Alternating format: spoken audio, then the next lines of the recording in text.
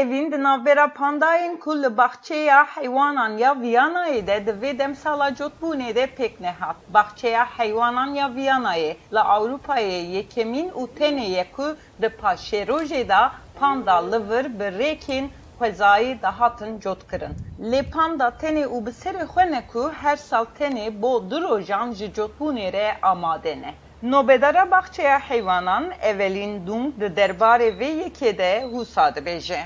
Ja, die Paarungszeit bei den großen Pandas. ام لبندا 10 سالا ورزی جود بونینه. پاندا تنه سال 2 جاران جبو وید آماده نه. جبر وی که او قناغه کا پر بال کشه. گاوا کودم نزیک دبه درند نافبرا پاندا انتینه وکرن. دی دست بگی داد نافبرا یانگ و یونیون ناکوکی یک بچوک هبو.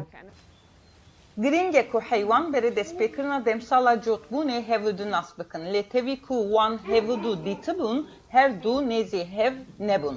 Nobedar Dung ve Mina ceribandinek yekem dibîne û hevî dike ku sala bê de di nêzîkatiya pandayan de guhertinek pêk were.